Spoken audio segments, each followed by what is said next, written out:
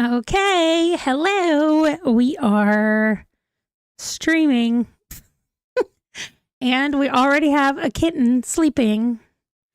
It looks like the back end of Princess Donut sitting in the bed.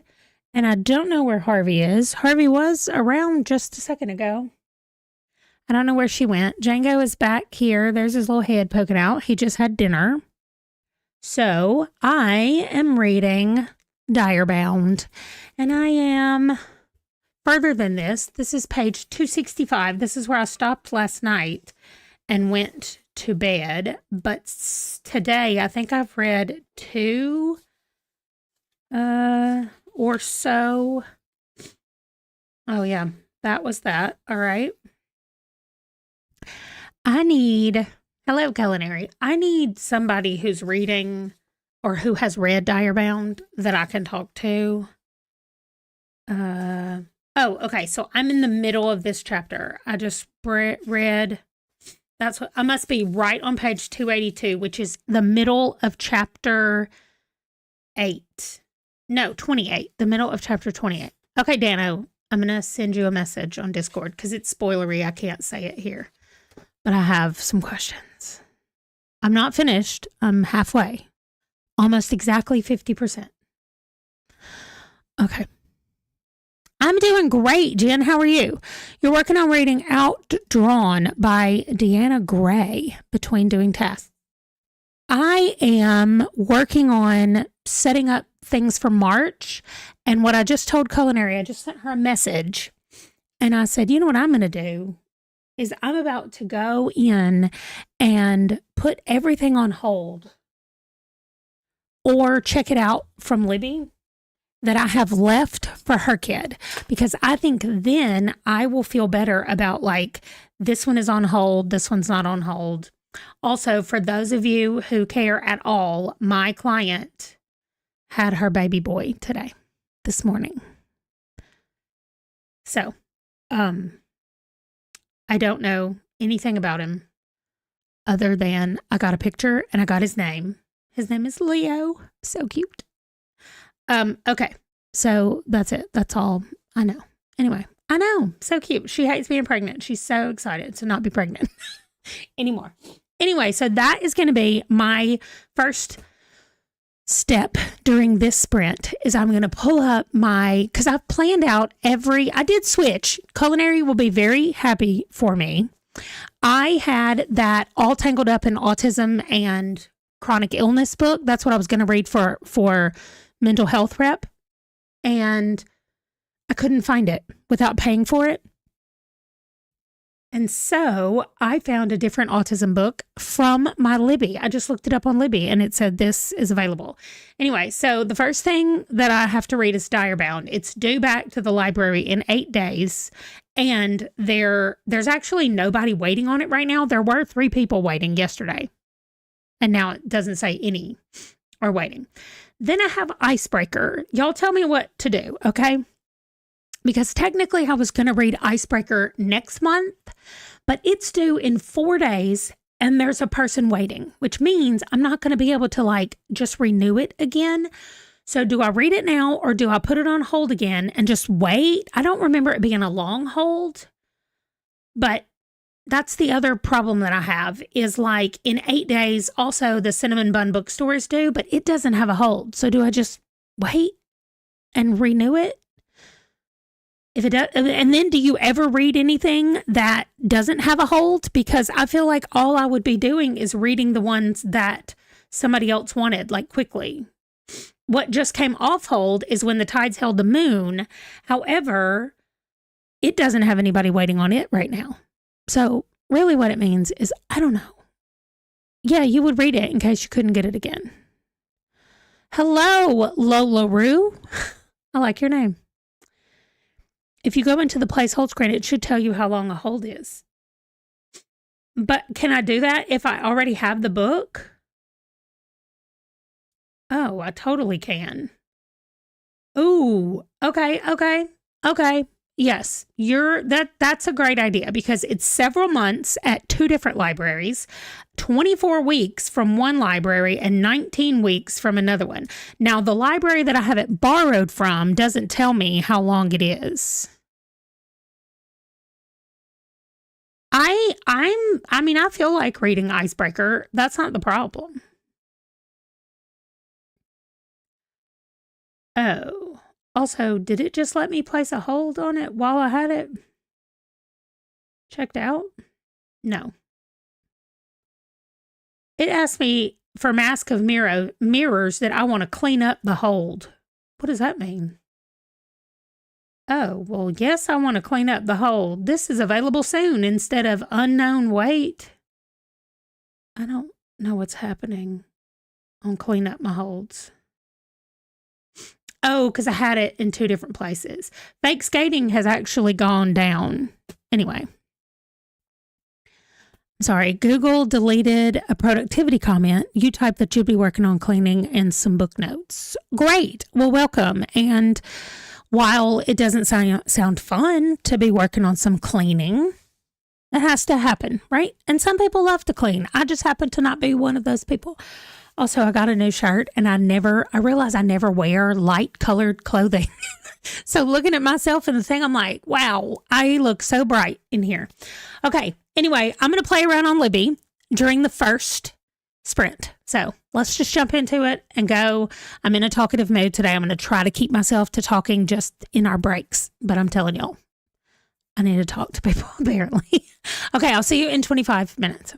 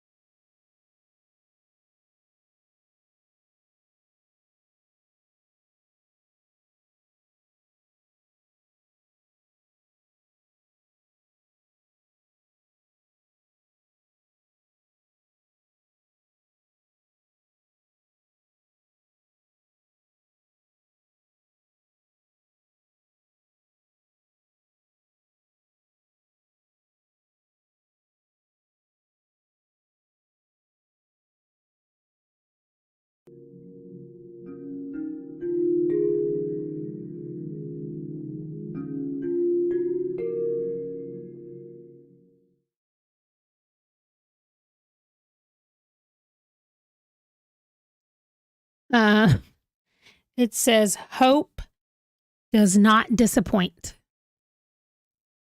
Hi, Solar. Hi, Bura. Hi, Asana. Really? What? Stopping by to say hi and then headed out to a lunch meeting. We will still be here in an hour. You can tell. Okay. Thank you, Dano, for your thoughts about the book. I'm pretty mad about it. I'm not actually mad.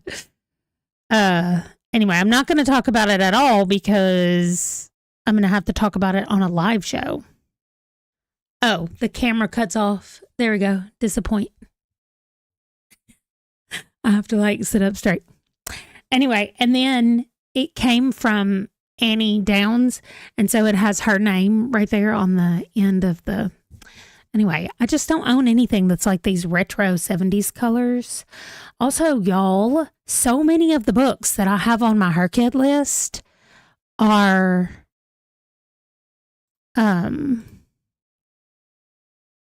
already on Libby, ready to go. So I did have to switch out my zombie book because I could not find that other one without having the ebook version. The live stream is just going to be on the last day of the month, the 28th. That's going to be my plan every time, I think. It'll just be the last day of the month, whatever that is, as long as I'm home. So it's random. For you, it'll probably be the first every time. So I'm using a book called Get Smoked or Go Home. But it was My Life as a White Trash Zombie. But I have Get Smoked or Go Home on my TBR. No, on my Libby. And so that's why I decided to use it. So I only have 3 books that I have to look up. I looked up all the rest of them and they're either already on hold or yeah, Sunday works. It's just, you just need to be up. It's either already on hold or it is, I've already checked it out. So that's what I'm doing right now, is just going through, checking out the ones. And then I think what my plan might be is to attack all the short ones. Yeah, I remember it wasn't your favorite. And I just mean, I have a few. I'm so sorry. Clearly I don't know what I need. I'm tired. I have a few that are 3 hours, 4 hours. And I'm let me do those. I am switching over to the next Seanan McGuire. I own it physically, but the person that I'm reading it with, we're starting it today and we're reading the first 2 parts. So during the next sprint, I'm switching over to Come Tumbling Down. I did in Direbound get to exactly 50%. It's another sex scene. So I was looking up my stuff while I was listening to it because I do not care. But let's see. I'm definitely in chapter 29. They have a big thing happening tomorrow. I will say this. If it's very Fourth Wing coded, this whole book.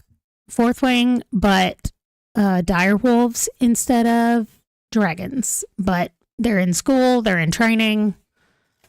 I mean, I guess the only difference is that her mom's not in charge of anything. But yeah, I'm right at the end of chapter 29 right now on page 298, almost 300 pages in. Oh, it's spicy. It's spicy from the very first scene just about in this book is her and Lee. That's his name, Lee. I know I started reading Fourth Wing because I was going to hate read it. And then I was oh, this is real good. I'm hooked. And if I wasn't comparing so much of it to Fourth Wing, the problem is I don't love the main character in here. Not that I love the main character so much at the beginning of Fourth Wing either, but she kind of makes me angry. I mean, I get that she's got problems, but okay, I can't talk about it now. We got a whole live stream. I have to talk about it. So, I got to save something. otherwise. I feel like if you're here in the live streams, you always get spoiled. Not spoiled. Well, spoiled, I guess, for my thoughts on a book because I talk about them all the time in here and then I have to go film an actual like wrap up and I'll be like, I just talked about this in the live streams. So if you're here, you get to hear all that stuff. Anyway, so I guess I'm 51% now of the way through, but I'm going to pivot and go to Come Tumbling Down. They should be back at the home for wayward children in this book. And it's only 4 hours total, but we're breaking it up. So shouldn't take me too long to read what I need to read today. And then, that's right, spoiled like grandkids. And then I'll be going back to Direbound. But here we go. I'll see y'all in 25 and get the rest of my books.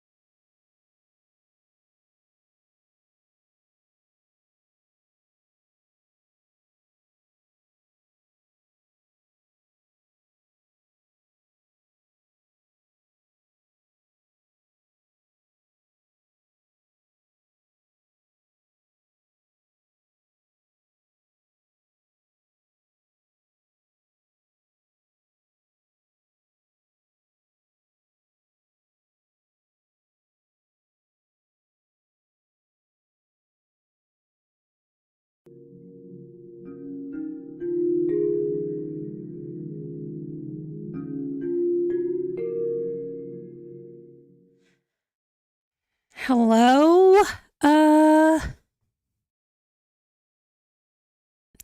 Tusher. Hello, Marie. Hello, Culinary. And hello, Michael. You did the math. You have 51 books for her kid.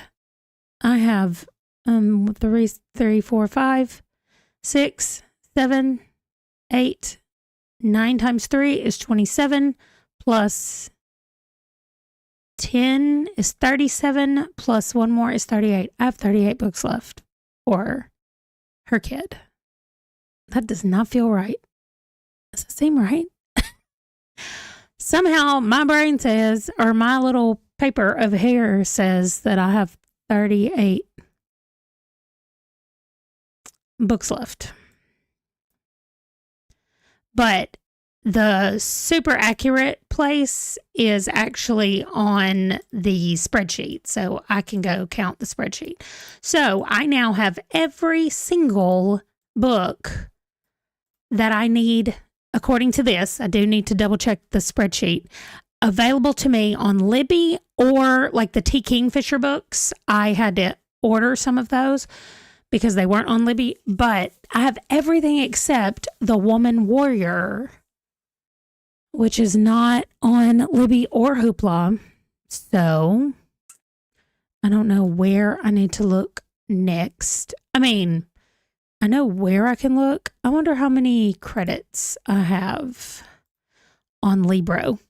Y'all, Libro's, I have 4 credits available. Okay. Let me see if The Woman Warrior is over here. So if you don't know, apparently on PBS, Celeste Ng and Maxine Hong Kingston, who wrote The Woman Warrior, answer your questions about The Woman Warrior on PBS NewsHour for 80 cents. I can buy it and listen to it. Oh, it's 6 minutes long. I love they're charging you less than $1 to listen to 6 minutes of this, but you don't have the book. You only have them talking about the book and answering questions about the book.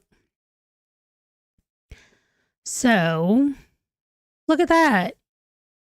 Okay, hold on. You think you have around 28 left. Miss Smith decided to drop it from 18 to 5 books. Hey, that's good. Amy has something like 52 left. You're letting yourself double up, but most of the books only qualify for 1. Oh no, I think it's going to be tight. Oh no. Your personal challenge was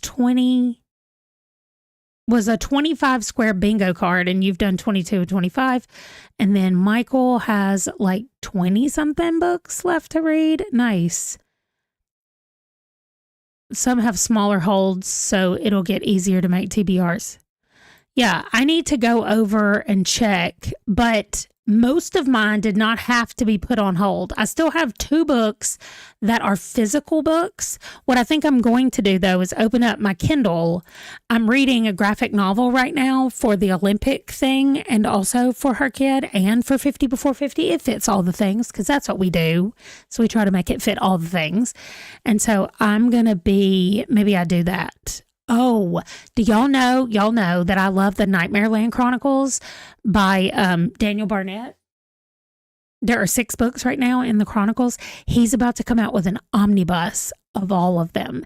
And he sent he sent digital copies to those of us who are members of his Patreon. So I got the digital copy of his omnibus, but I am waiting to get the physical copy in my hands.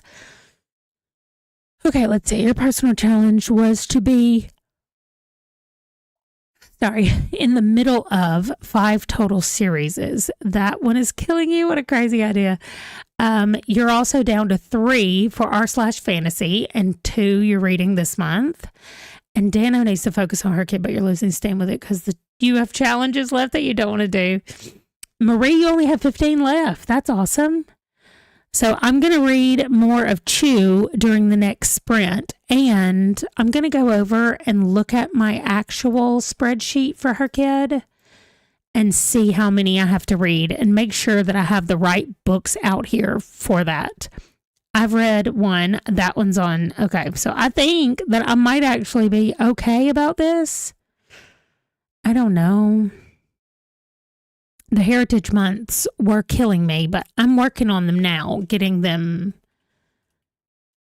It's because I decided to say that the Heritage Months need to also be in nonfiction. That's what messed me up. So the only one that I can't find is the AAPI Heritage nonfiction. I was reading The Woman Warrior. So I might need to look and see if there are some other nonfiction about AAPI. It is Pacific Islanders, Asian Americans and Pacific Islanders. Is that what the AA stands for? I like to spread out the harder for me challenges like nonfiction and stuff and do one book a month. That's what should have done. I did do that for some of them, but not this one. Anyway, I'm going to go check and see what I need. Oh, Amy. Okay. Well, yeah, I'm sorry about that. I switched to autism. I'll show you the name of it during the next sprint. Oh, I don't have that book over here. That's why some of the but okay, I got to get my book straight. But I'll tell you the name of it and who wrote it. I couldn't find it anywhere but Barnes and Noble and on Hoopla. It's not even on Amazon.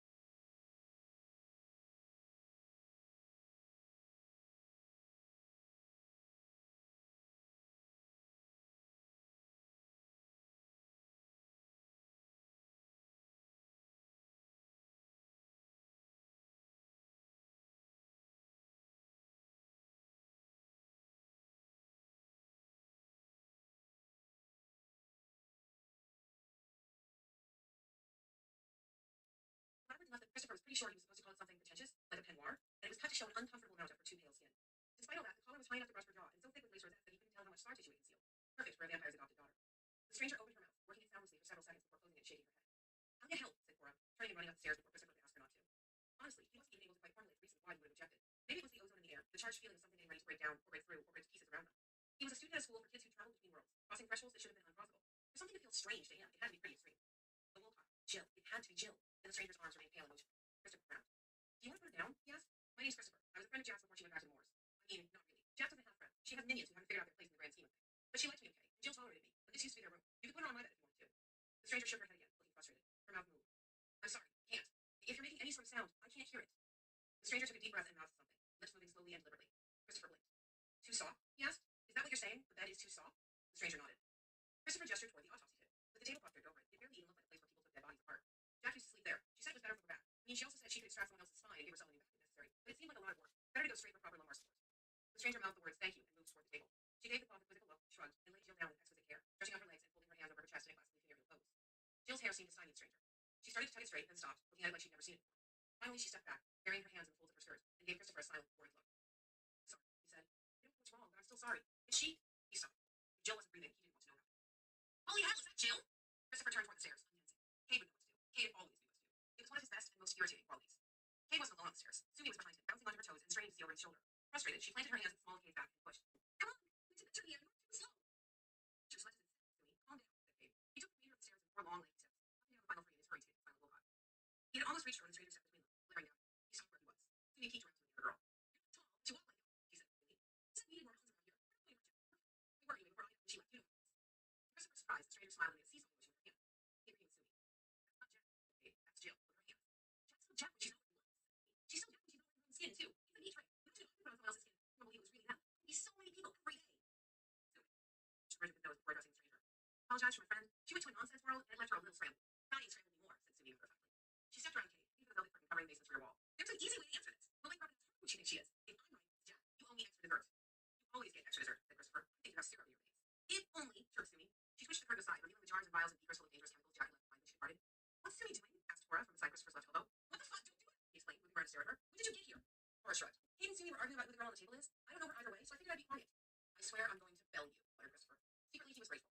Cora being too quiet and sneaking up on him was normal. Sumi being weird was normal. Strangers carrying baby dead girls appearing in his room was not normal. The air smelling of ozone was not normal. A little normalcy was a good thing, especially when Sumi was turning away from the shelves with a vial of something yellow and viscous in her hand and a manic look in her eye. Even Cade looked nervous. What are you going to do, Sumi? Ask and answer, she said brightly, and started for Jill.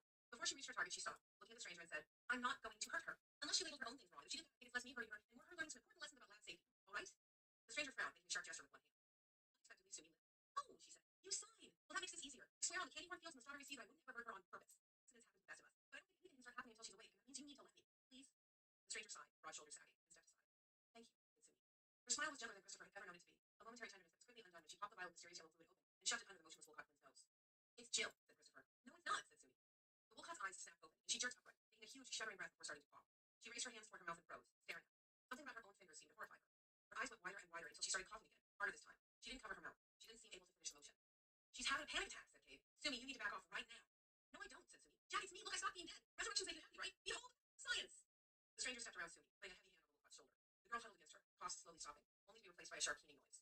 I have no idea what's going on, said Cora. That makes 2 of us, said Cade. The stranger stroked the twin's head with her free hand. The smaller girl huddled even closer, pressing her face into the stranger's apron. It did nothing to dull the razor edge of her keening. It's Jack. Sumi dropped the vial on the table before scrubbing her palms against her jeans. I don't know how it's Jack, but it's Jack. I don't know who her friend is either. But I know she's been dead before, so we're both members of a really lousy club that most people never get to join. I know a non-dead girl wouldn't be here with Jack unless it was really, really important. Cade started to reply, then hesitated. Sumi had been dead when Jack and Jill left the wars, but she'd known them well enough to know that neither Wolcott would have voluntarily come back. Like most of Eleanor's students, they dreamt of nothing but returning to their true beloved homes since the day they were enrolled. You said she signs, said Cade. What does that mean exactly? It means she talks with her hands, said Sumi. I don't speak the same dialect, but I guess Moors never developed their own sign language because what she said so far was at ASL. The way ASL looked, you never left your farm to make sure you weren't experiencing linguistic threat. Sumi's perpetual sugar buzz and gleeful ridiculousness would make it easy to forget how smart she was. Cade nodded slowly. Then he turned to the stranger. Can you understand me? If you can, will you please tell Sumi why you're here? Sumi scoffed. She can hear. She just can't make sounds. Don't act like she's stupid. The stranger looked uncertain, maybe because of the Wolcott still clinging to her side. Sumi sighed as she turned to the pair and began moving her hands, fingers flashing and darting with incredible speed. Even silent, Sumi somehow managed to be loud enough to fill the entire room. What are you saying? Asked Cade. Girl talk, said Sumi. Pure nonsense. None of your business. She kept signing. Finally, slowly, the stranger took her hand away from the Wolcott's hair. The Wolcott whimpered and burrowed closer, pressing her face deeper into the stranger's apron. The stranger started signing, more slowly than Sumi, which wasn't saying much. Some hummingbirds were slower than Sumi. Sumi wasn't moving now. She was watching, eyes sharp, expression sharper, occasionally interjecting her rapidly signed reply. Finally, she nodded. It's nice to meet you, Alexis, she said, and looked at Cade. An unforgiving coldness had settled over her in the last few moments. The coldness befitting a girl who'd saved the world and died and risen again, all before she had the chance to turn 18. Eleanor West's home for wayward children was an island of misfit toys, a place to put the unfinished stories and the broken wanderers who would butcher a deer and string a bow, but no longer remembered what to do with indoor plumbing. It would also, more importantly, a holding pen for heroes. Whatever they might have become when they'd been cast out of their chosen homes, they'd been heroes once, each in their own ways, and they did not forget. Her name's Alexis, said Sumi, voice artificially calm. She's here because she hopes we can help Jack, because she doesn't think anyone else can. That is Jack, said Kate. Yes and no, said Sumi. This is Jack, but she's in Jill's body. Jill stole hers and ran away with it. There was a pause as everyone took this in. Finally, faintly, Cora said, "Oh." Chapter 3. Windows of the Soul. Cade yanked the wardrobe open and started digging through its contents, scattering clothes in all directions. Sumi perched atop a nearby stack of books, watching him. He grabbed a waistcoat, discarded it, and reached for a vest, wondering about lip stitches and adjustable clips. Sumi cocked her head. "Why is it so important for you to find something that fits her when she's still wheeling and crying and snotting all over everything?" she asked. "You call me the nonsensical one, but right now it feels like you're putting the frosting before the fire." "Clothes matter," he said, draping the vest over his arm and reaching for a pile of neatly folded blouses. "Clothes are part of how you learn to feel like yourself, and not someone who just happens to look like you. Don't you remember what it was like when someone else decided what you were going to wear?" Sumi shuddered, not as theatrically as she normally would have. This wasn't something to be seen. It was something she felt all the way down to her bones, which were the only remaining part of her original body. "My parents," she said. "They were like Nancy's, but the other way around, chasing monochromes instead of spectrums. They didn't understand. Thought if they threw enough gray and gray and gray at me, I'd forget I'd seen rainbows and learn how to be a little sparrow girl again. She died in confection, and I rose from her ashes, a pretty pastry phoenix. I need my color. It keeps me breathing when I see me in the mirror at midnight." "Exactly." Kate slung a measuring tape around his neck and grabbed a stack of charcoal trousers. "Jack is literally in someone else's body. That's gotta be like dysphoria squared. She's scared and confused, and she needs to be anchored. Take that shoebox for me, would you?" Sumi picked up the box. "Is it full of bees?" Kate eyed her. "I don't want to know why you think I have a box of bees up here. No, it's not full of bees. It's full of gloves. Jack's gloves. Jill always had less muscle mass than her sister, so I'm guessing I'll need to do some alterations on the rest of her clothing if I want it to fit her correctly. But the gloves, those should be fine." "That'll help," said Sumi, looking approvingly at the box. "Jack doesn't like it when the world touches her. I know. Come on, I don't want you up here unsupervised." Sumi dimpled, looking young and innocent and terribly dangerous all at the same time. "What could I possibly do that would be so awful?" "Everything. Every moment of the day. Since you were born." Kate waited in the doorway until Sumi bounced past him and closed the doors and followed her. They'd have to involve Eleanor eventually. She liked it when the students were self-sufficient and didn't believe in coddling them. After all, they'd seen wonders beyond their apparent ages and fought monsters and saved kingdoms. Surely they could go about their business without being smothered by the nearest available adult. She'd still want to know that Jack was back and that something terrible had happened in the wars. She'd want to help. Or she would have once. Eleanor had been less and less invested in the daily operation of the school since Lundy's death. All the current teachers were adults who thought they worked at some sort of strange boarding school for the children of eccentric hippies. They didn't know about the doors or the wonders they concealed. Eleanor continued to handle student intake and had taken over Lundy's daily therapy sessions, but she was slipping. Eleanor had started the school because she didn't want other children to suffer the way she'd suffered when she returned from her own nonsense world and ran up against the disbelief of the people who should have been most willing to leave her. Strange as it was to consider, she'd been young once, quick and bright and flexible-minded, ready to handle any challenge, except for exile. So she opened a school, with the goal of getting it as stable as she could before senility softened her mind and she went back through her own door, before she went home.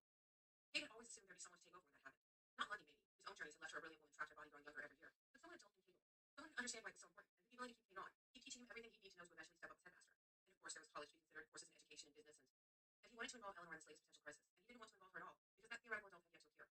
What if she decided this was the last thing she could handle? What if she left him, unprepared and alone, to take over running the school? The thought made his heart beat too fast, his chest feel too tight. Panic attacks aren't supposed to be contagious, thought Sally. If he went too far down the metaphorical rabbit hole, he'd need to take his binder off in order to get his breath back. And he wanted that even less than he wanted to talk to his great aunt. Sumi followed him down the stairs from the attic to the main floor and along the hallway toward the basement, uncharacteristically quiet. When they reached the basement door, she reached out and placed a long-fingered hand on his arm, stopping him. "There's enough air for everyone," she said, voice soft. "No one's going to take it away from you." "Weirdly enough, that helps," he said, because weirdly enough it did. "Let's see if we can't convince Jack of the same thing." The scene in Christopher's room hadn't changed much. Jack was still huddled against Alexis, the yellow tablecloth bunched up around her bare feet and calves. Christopher was standing a reasonable distance away with Cora halfway behind him, like she expected to be ejected from the room at any moment. "Oh, this is silly," said Sumi. She shoved past Kate, taking back the box of gloves as she went, and hopped down the last 6 stairs, not pausing until she was next to Alexis. She slammed the box down on the table, creating a banging noise loud enough to make Jack flinch. Sumi rolled her eyes. I know, panic is fun, but sometimes revenge is better," she said. "She was revenge. She was better. I brought you gloves." "They're yours," said Kate hastily. "I saved your clothes after you left. Most of them will need a little alteration, but no one else has ever worn them. Only you. Only, if I wear them now, someone else is wearing them." Jack's voice was cracked and unsteady. She sounded like she was teetering on the verge of some vast, unseen abyss. She turned her head, giving the others through a bridal veil of loose blonde strands. "I don't know what she said. I don't know. Sumi slapped her. It wasn't a hard slap as such things went, but it was hard enough to echo through the room. Alexis stiffened, starting to step forward. Jack's hand against her arm stopped her. She looked at the smaller woman, expression questioning. Jack shook her head. "No," she said. Then, more loudly, she repeated, "No. That was quite enough violence for one day. Thank you, Sumi. How is it you're not dead? Am I seeing ghosts? If that's what's been done to me, I'm going to be even more displeased than I already am." "Who talks like that?" muttered Cora. "And I realize this is far from the weirdest thing happening here. But Christopher, why do you have a metal table?" "Technically, I don't," said Christopher. "It's Jack's. I mean, it belongs to her. I just put a tablecloth over it because it's creepy." "A good autopsy table isn't creepy. It's essential," said Jack. She squinted at him. "Christopher, am I to assume this is your room now? Who's your verdigreed friend? I don't recognize the voice." Seeming to relax for the first time since she carried Jack to the door, Alexis tapped her arm and signed something. Jack rolled her eyes. "Of course I'm missing my glasses," she said. "My sister made the drowned gods devour every scrap of meat clinging to her variable bones. Stole them when she stole my skull. You're all quite blurry at any distance." "I'm Cora, and I'm very confused right now," said Cora. "Then you clearly belong with this student body," said Jack. She leaned against Alexis as she pulled the box of gloves closer. "Have there been any other miraculous resurrections since my departure? I do like to keep up on the latest gossip." "Everyone else who was dead is still dead, as far as I know," said Kate. "Nancy's daughter came back for her. She's gone to the halls of the dead. We left Nadja there when we went to find Sumi's ghost," said Christopher. "Have the halls of the dead offended you in some way that they deserved a draft roll with no sense of etiquette?" Jack pulled out a pair of white kid gloves, shuddered, and set them aside, continuing to rummage through the remaining options. "It was a trade," said Cora. "Sumi for Nadja." She couldn't quite keep the bitterness out of her voice. Nadja had been her first and fiercest friend at school. Sumi was Sumi. Spending time with her was like trying to form a close personal relationship with a cloud of butterflies. Pretty, dazzling even, but not exactly companionable. And some of the butterflies had knives, and that was where the metaphor collapsed. "Fascinating,"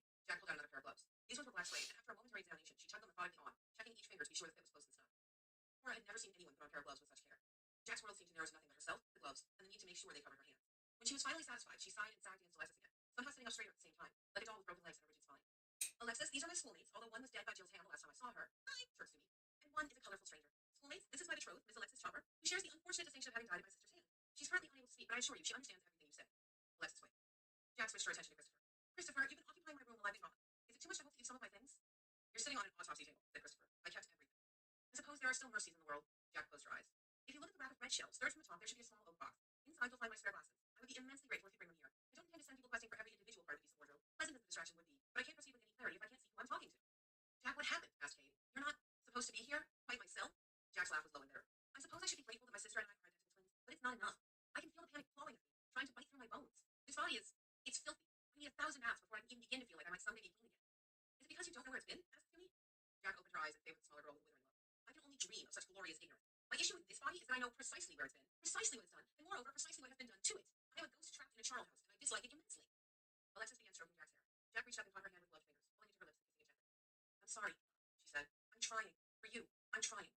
Christopher blinked. Of all the things he'd been expecting, which, to be honest, included essentially none of today's events, Jack showing affection toward another human being had not made the list. He turned and hurried across the room to the shelf Jack had identified, beginning to sift through its contents. It was a little odd how he preserved all Jack's things, even after the room had officially become his. Nancy had taken it before him. She'd been newer to the school, but she'd been given priority by her roommate's death. Even with as dotty as Eleanor could sometimes be, she'd been able to recognize that Nancy probably didn't want to sleep in Sumi's room without Sumi.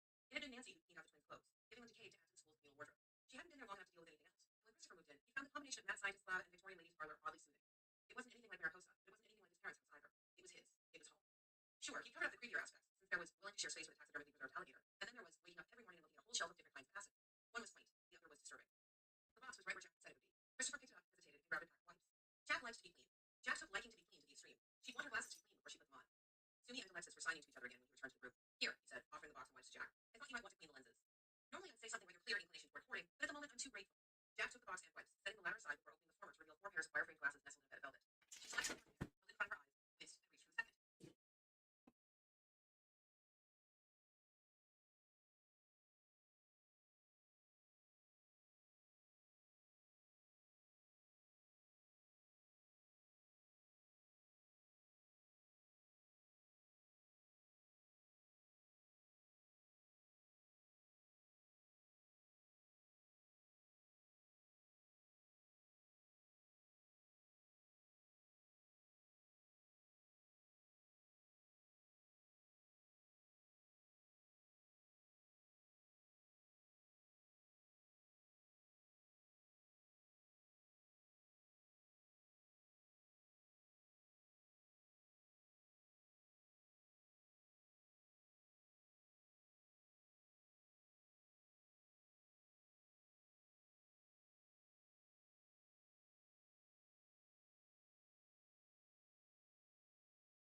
You didn't go in there, did you?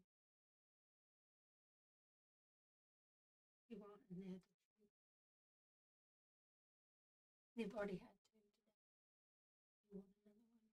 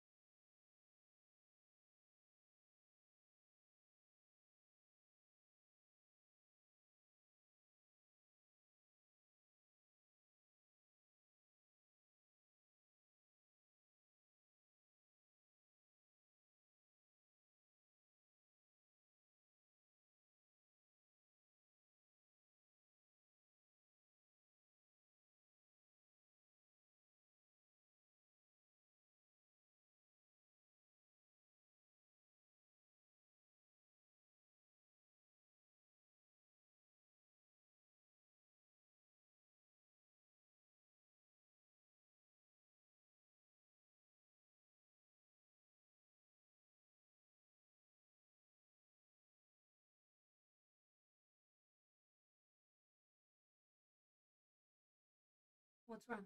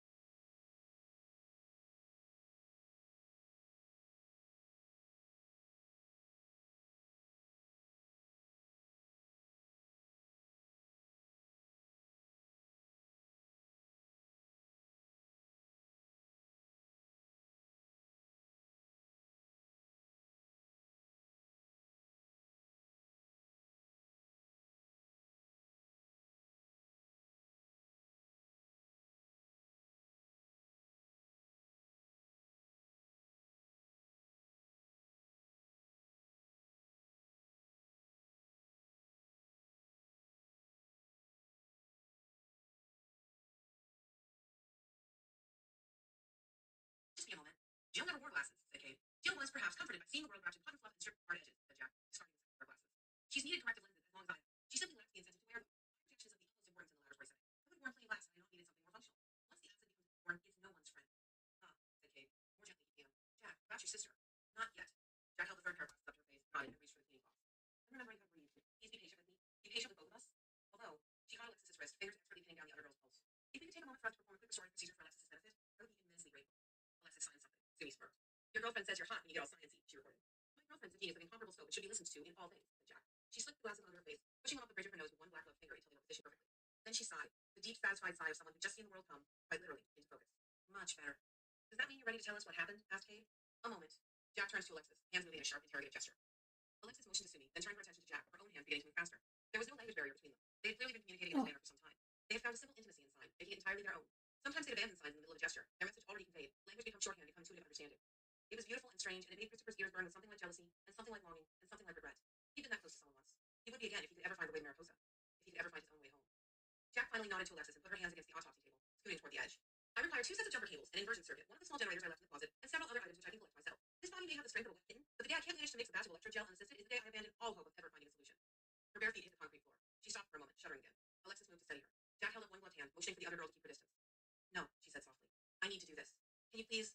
Love, please get on the table and get yourself ready. This will go so much easier if I know you're all right before I begin. Alexis signed something. Jack shook her head. No, no. You matter as much as I do. More, even. This body has only been resurrected once. It's delicate, but it's not fragile. Please get on the table. Alexis nodded. Jack relaxed and started for the shelves. She was clearly still tense, and as jumpy as some strange wild creature, but she was moving like a girl on a mission. Christopher glanced at Cora, who was watching with wide, bewildered eyes as Alexis pulled the cloth all the way off the autopsy table and dropped it on the floor. With this accomplished, Alexis climbed onto the table and stretched herself out, as quickly and easily as if this were the sort of thing she did every day. I'm so confused right now, Cora said. Welcome to the club, said Christopher. There's nothing confusing about it, except for maybe the part where you're not getting the generator and calling it into position. Jack grabbed several jars of differently colored liquids from the shelves. Time is of the essence, in so many different directions. I require trousers, a shower, assistance in saving the Moors. You require the full story of what Alexis and I are doing here. The best way for all of us to get what we need is for you to move that generator. Come on, said Christopher. I know where she kept them. Is she always this demanding? Asked Cora, following him toward the closet. It was nice to have something to do. It made her feel less like she'd somehow stumbled into the audience of some Victorian Penny Dreadful, watching the story unfold but unable to influence it. Yeah, said Christopher with unabashed fondness. I mean, she sort of had to be. From everything she said, the Moors don't have a lot of patience for people being wishy-washy. That's the world she and her sister went to? Yeah. Huh. The generators, plural, were in the closet Jack had indicated, along with several canisters of fuel. Cora eyed them with undisguised dismay. This is a fire hazard, she said. And who needs 3 generators? Are these supposed to be for the whole school? No, they're for private use, and I can hear you, called Jack. Cora's face flared red. Great, she mumbled. Christopher touched her shoulder, expression concerned. Hey, he said, it's not you. That's just how she is. She doesn't mean anything by it. You know how mad scientists in movies are always muttering about showing those fools who laughed at them in the academy? Well, she's sort of like that, only crankier because she didn't even get to go to the academy. Help me move one of these things. Together, they were able to hoist the smallest of the 3 generators, which was deceptively heavy and raised questions about how Jack had managed to get it down the stairs in the first place, and shuffle walked it across the basement to the autopsy table. The tablecloth was gone.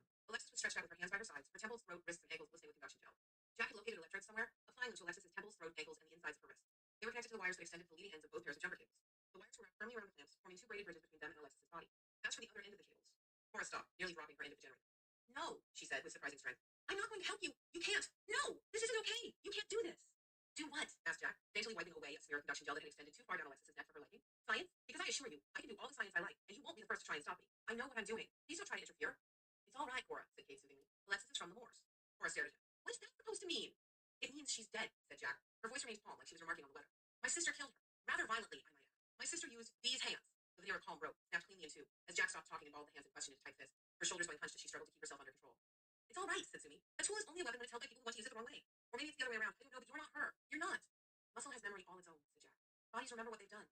This body remembers terrible things. Unspeakable things. What is she teaching my body right now? No, I'm afraid. So please. She slammed her hands flat on the autopsy table, causing everyone but Alexis to jump. Move my generator into place and let me work. I am begging you. Do not allow me to debase myself for nothing. On it, said Christopher. He started moving again, leaving Cora with little choice but to follow or drop the generator on his feet. She followed. Once the generator was in position, Jack began her final preparations.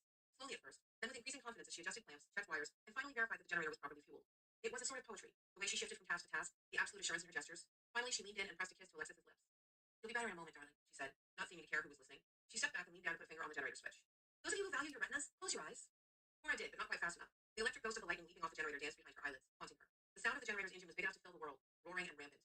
Eyes still closed, she shouted, do generators always work like this? Not just no, but hell no, he shouted back. Jack, if you break the school, I'm telling my aunt on you. Calm down, you unimaginative, unscientific fool. Everything is going according to plan. The sound of lightning striking flesh, very close by, punctuated Jack's declaration, and was followed by the generator powering down and Jack beginning to laugh. Cora opened her eyes. Alexis was sitting up on the autopsy table, delicately peeling electrodes from her temples. Her skin was pinker, with less of a gray undertone. The jumper cables holding the bundled wire in place were still clamps to her ankles and the left side of her collarbone, their sharp metal teeth indenting her flesh. Jack reached up and removed the first of them. How are you? She asked. Any disorientation? Any discomfort? No, said Alexis. Her voice was low and sweet and lovely, without a hint of pain. She smiled at Jack, warm and utterly guileless, before turning her attention to the rest of the room. It's so nice to meet you, all of you. Jack's told me so much about you. Alexis has died twice, and second resurrections are rarely without complications, said Jack, removing the second lamp. She needs regular infusions of lighting to remain stable, and there wasn't time to charge her up before we fled. Josh was taking everything he had to buy us the time to escape. Honoring his sacrifice. Her voice cracked. It's the least we could do.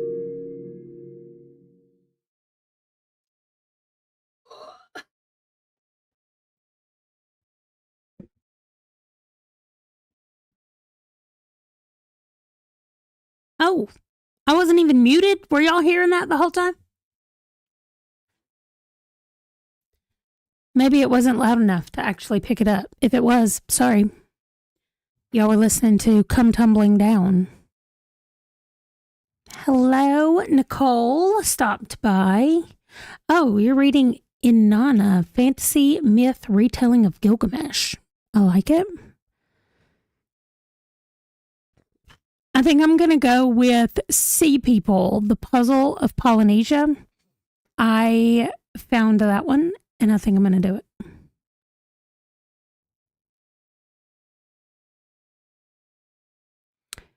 Hello, Sue. Oh, you could hear it, but it was mumbled jumbled. Okay.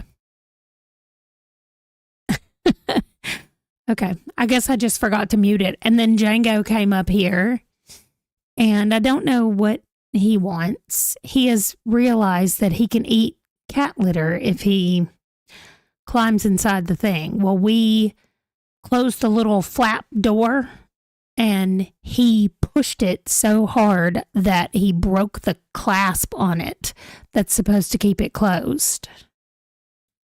So we got to figure out something.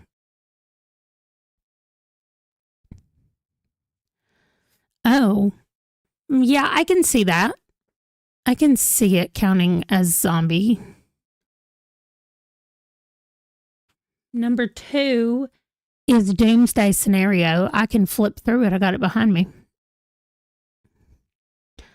I know. I'm like, Django, could you leave the cat stuff alone? Seriously. Is she still asleep? Yeah, she's not even moved, has she? During this sprint, I'm going to get up and go do a couple of times up and down the stairs. Django just left me. And Django does look sleepy. I know. It's because he is. After he gets his second meal, all he wants to do is sleep. So, he can't get to the cat food. It is up on the, it doesn't have a fragrance, I don't think. But he can't get to their food because their food is up on the top of the thing. They can jump up there, but he can't get up there. So he can't get to their food. I don't know that he would. I mean, he might try to eat it, but I don't know if he would like it. Anyway, somehow I have, when I count what I need over on my spreadsheet of her kid, I have 10, 20, 30, 40, 48 books. But when I look at the number of covers that I have over here, I have 38 books. So I somehow am missing 10 books, and I know that 5 of them are new releases. I still have to read January's book, and I have to finish it by like oh my gosh, you're so right, Amy. That's hilarious. Down Among the Sticks and Bones, oh.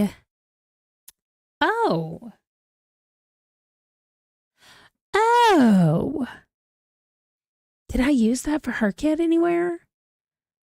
You're so right. Anyway, January's new release, and then March, April, May, and June.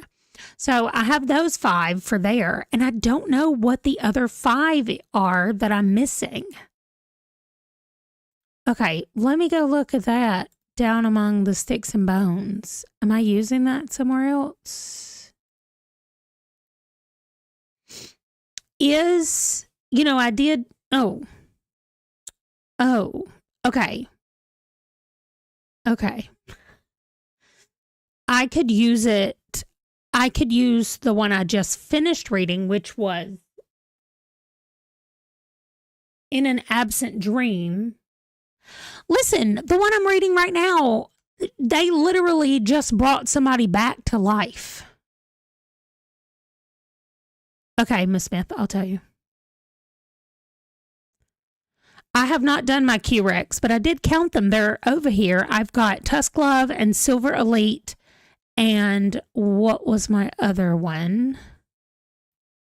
My other Q review is, Blood Over Brighthaven. I'm missing that one on my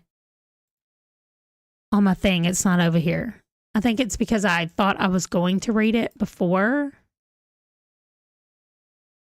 Okay. I've somehow lost y'all. Oh, that's because you're right here. Wow. Yeah, Tusk Love. Wait, what's Direbound working for? Hold on. Yeah, because I'm not counting Direbound as anything right now. But are dire wolves considered some kind of spooky creature? I already have shifters, and dire wolves aren't shifters. I have Tusk Love. Yes, I'm just not reading it yet. And now Django's yelling. Okay, I'm gonna keep looking and figure out what they are. I just need to like 1-to-1. It could be other for spooky creature. I mean, it's a dire wolf, and they're big enough. They just keep eating the humans. So I feel like, I don't know, they're kind of spooky. Okay, I'm gonna mute this time. Yeah, they don't shift. No.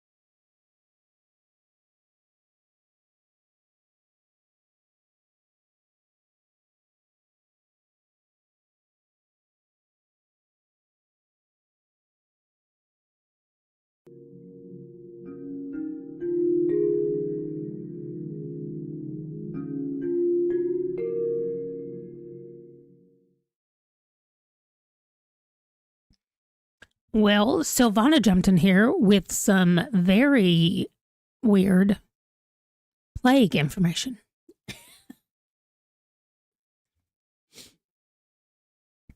I have really been thinking about you a lot the last couple of days because I am so feeling the itch to practice Spanish again. And I feel like I have to call you and talk to you and practice Spanish. Okay. Dire wolves were actual animals, so it would have to count for zoo animals, like how Jurassic Park counts dinosaurs. Okay. Well, I've already done those, so I can't do that. Trying to change things on Discord, y'all, is so hard. Updating. I'm trying to make a onboarding screen where when somebody joins, there are some things that pops up and they need to answer, but also I can do cute things like not what emoji, but what color do you want to have by your name? And so your name will be that color. You get to pick it. And so I was like, that's cute. I'll do that. That is so complicated. What? I don't know. I want somebody to just do it for me, and then I don't have to try to read the rules and also listen to my audiobook, because I thought it was going to be easy for me to do and still be able to read, and it was not. Anyway, I am still reading, not Direbound, but Come Tumbling Down, and I'm almost halfway done, and we're supposed to read parts 1 and 2 today. I probably should have just looked to see how big the sections were, because part 2 is only 3 chapters, but part 1 is 6 chapters. Anyway, I'm at the end of part 1, and then tomorrow we only read part 3, and then the last day is 20 minutes of reading. So I probably should have done it a little differently, because today is 2 hours of reading. Yeah, 2 hours and 14 minutes today. An hour and 7 minutes at 2 times speed. So anyway, I'm trying to assign roles for things, and it's over on the Sims server, and I'm just I don't know. I need to focus either on Discord or on reading, but not both of them right now. And I don't know. So I'm not going to do Discord right now. I'm going to do reading, because that's what I want to do, is read. And let's see what time it is. It's 5 o'clock. I still have an hour here at my house, but I do need to eat something. So what am I going to eat? Y'all, I've been so bad about food and what I was going to eat. I've just been making bad choices about all of it. Am I talking to myself? Is anybody here? Nobody's saying anything. Amy said she was going to class, and Isana's going back to her last meeting. So did everybody just leave? Okay. Nicole's here. Oh, Sue is going to make some nachos. Sue, I did just get chips today from the food pantry. Look, everybody's sorry, I'm here. I was distracted doing this stuff. I know, right? Sue's going to have everybody wanting nachos. That sounds great. Ooh, I just got chips today, and I have guacamole. I might also have some taco chicken left from the other night. Okay, I think I might be making nachos. Oh, do I have sour cream? I think I might have sour cream. And maybe tortillas. I might be all set. Oh, you're about to finish off the ribs. Oh, nice. So, I don't know. I'm also feeling the strain of getting it all done. Even though, nobody's putting that on me. That's me. So, but I'm thinking on Down Among the Sticks and Bones, which is about Jack and Jill, but now the one I'm reading right now, Come Tumbling Down, is Jack and Jill. Well, sort of. It's not just them in their world, but I'm So what does that mean? Where do I... And they did just bring somebody back to life. Does that make them undead? They're not like a zombie, like I need to eat brains. But, I don't know. I'll be thinking about it. I used Down Among the Sticks and Bones as an entrant in the award season, but I have so many other books that I could use as an entrant. Reanimated equals zombies, Q said. Okay. I mean, I kind of like the book that I picked to be my zombie book, but if I could put something there that I've already read. So, ramen or nachos, those are your only options left. Okay. Oh, I said I was going to read the graphic novel today, but I'm going to save that for tonight, I think. Anyway, back to Come Tumbling Down.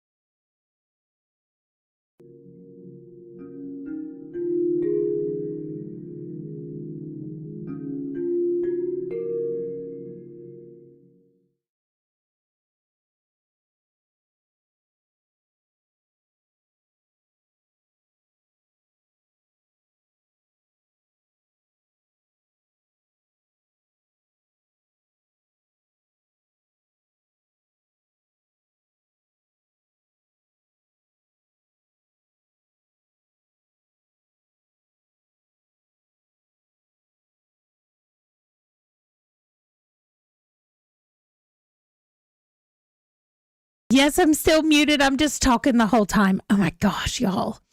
Okay. Um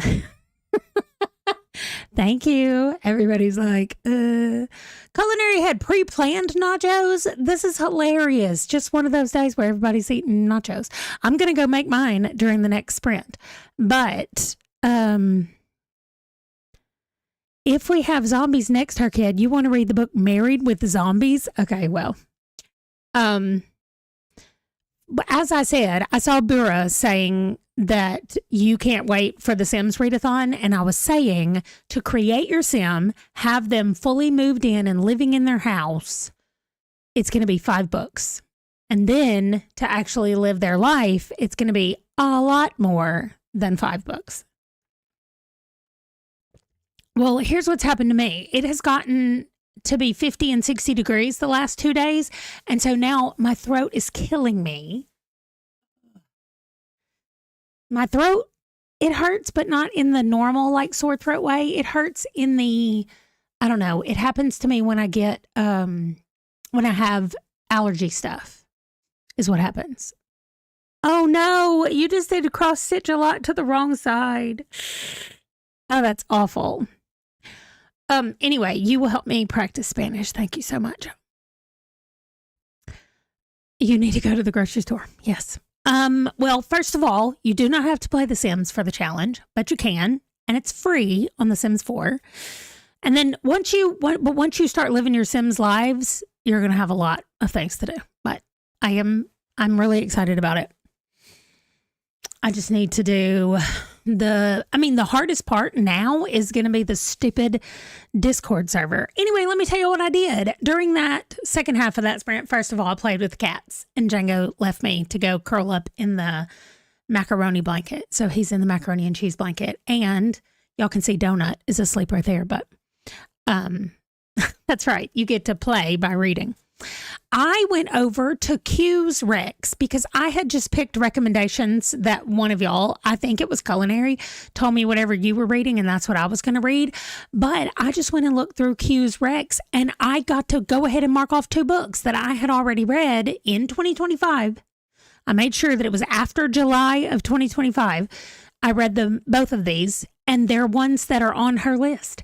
And so I was looking through the other list, the last one of her recs, and I was like, what if I get all the recommendations done just by being like, oh, I've already read that book and didn't count it for anything. So we will see. I haven't found anything, so I might just leave it because it's Tusk Love anyway, which I already have on hold. It would just be me taking off Blood Over Brighthaven and Silver Elite. And I think I'm going to do that. Remove that. So I will still be reading Tusk Love, but Q's Rex, then 2 of them are now done. So last thing I'm going to do is go and see why my numbers are not adding up. And it's dual POV. That's fine. I mean, I could tell by the cover it was going to be spicy. That's fine. Literally, y'all, I told y'all that I was 50% through and I was in the middle of a scene. And I knew because I have this book and I looked in here to see how long it lasted. It went through the end of that chapter. So when I pulled it up here, it was still 10 minutes left in that chapter. It took more than 10 minutes to get through that scene. What? I mean, I normally don't mind them, but I think it's because I don't love her, but this it's taken a long time. I was like, y'all making me tired just reading this. Okay, so I still have, oh no, I did pick another one. Okay. So I just need to get my books figured out along with my covers of everything. And once that is all done, then I'm ready to just put them in order and see like what needs to be read first and what's on hold and how long do I think things are going to be on hold, off hold, all that kind of stuff. And I'm excited about it because it's not like I can see the light at the end of the tunnel. I think that's making me excited.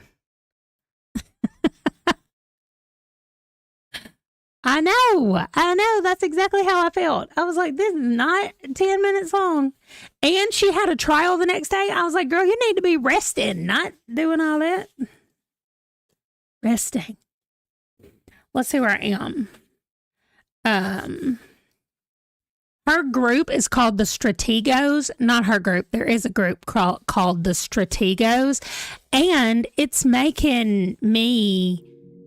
me feel like that game. There used to be a board game called Stratego, and that's all I can think about whenever they say this. Okay. Well, I'm somewhere around page 320-ish. 316 or something. I don't know. All right. Let me get these books done, and then I'm going to just read this. Oh, I was going to go get nachos. I don't really feel like nachos. Oh, have fun for your at your chiropractor. My mother went to hers today and she said, she's pretty much like a psychiatrist. I was like, she's really not, but I'm glad she can help you. Okay, I'll see y'all in 25.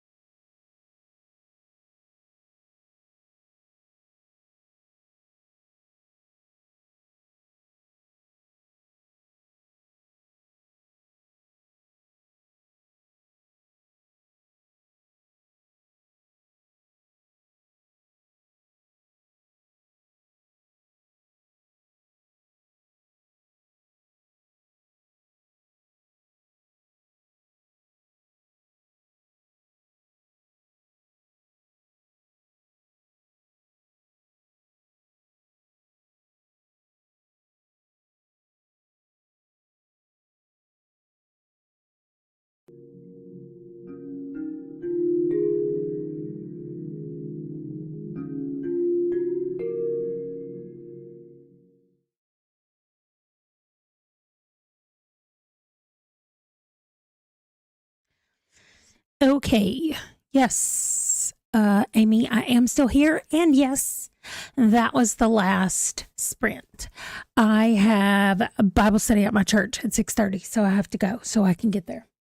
I brought in my decaf coffee and a thing of water, and I thought I was going to finish them both. I am almost done with this, so I'll take this with me to church. But I'm getting colder and colder in this room. I know it's because I turned the heat down because I didn't want the heat to come on, and now I'm cold. Oh, well, sorry. So I'm going to put my jacket on and I'm going to go. So, yay, Dano finished her book. And Gia Simone finished reading Swift and Saddled, and you don't need it for a Her Kid prompt. Nice. I have all of mine worked out. I realized what I was doing, counting incorrectly. So I have 1, 2, 3, 4. 7 times 4 is 28. 38, 39, 40, 41, 42. I have 42 books left. 3 I'm currently reading with my eyeballs. And that's it. I'm not even listening to one right now, but I will be starting Icebreaker as soon as I finish Direbound, and I'm over 50% of the way through Direbound. So I'm somewhere around page 330, and there are 600, not even 600 pages, 560 something. So 200, a little over 200 pages to go. And not sure if you should start because you want to start a new one for Relax and Readathon tomorrow. Nice. Well, then don't start anything. Yes. Oh, you're too cold, Sue. I'm sorry. Our store lets you do one-time free grocery pickup. If you haven't done that before, you could do that, and then you just have to drive up there, and they'll put it in the car for you. You don't have to get out of the car. Okay, that is everything for me today. Thanks for hanging out with me. I will be back on Friday to do our normal sprints at that time, and I will see y'all then. Thanks for hanging out. I hope everybody enjoys your nachos tonight or whatever you decide to have for dinner.